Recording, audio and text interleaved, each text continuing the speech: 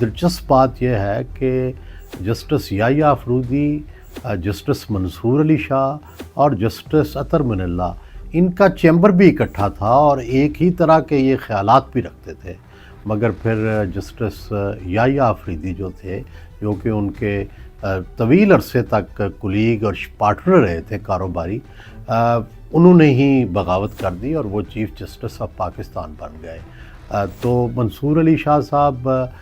جو ہیں وہ پہلے جمہوریت، عدلیہ کی آزادی اور اس کے لیے ایک سمبل رہے، بلکہ جسٹس عطا بندیال جو تھے، جب وہ چیف جسٹس بنے تو اس وقت وہ ان کی مخالف لابی میں تھے، اور یہ سمجھا جاتا تھا کہ ان کی لاہور ہائی کورٹ میں ایک لڑائی ہوئی تھی جس میں وکیلوں کے دو گروہوں کے درمیان تنازعہ تھا، جس میں جو منصور علی شاہ صاحب نے مصالحت کرائی تھی اور جسٹس عطا بندیال تھے، انہوں نے اس میں دوسرے فریق کا ساتھ دیا تھا، اور پھر یہ لڑائی چلتی رہی اور آخر وقت تک چلتی رہی۔ جسٹس بندیال جو تھے ان کے قریب ترین چلے گئے جسٹس اعجاز الحسن صاحب، اور جو لاہوری گروپ تھا ججوں کا، یہ ایک طرح سے تقسیم ہو گیا، کیونکہ جسٹس جو نقوی تھے اور جسٹس جو تھے اعجاز الحسن، یہ ان کے ساتھی بن گئے، اور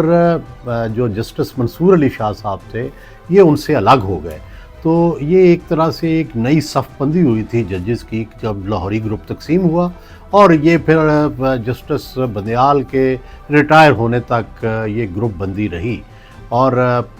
جو اس سے پہلے جسٹس ثاقب نثار صاحب اور اس سے پہلے کے جتنے بھی ججز تھے، اس میں بھی جسٹس منصور علی شاہ صاحب کا رول ایک معتدل مزاج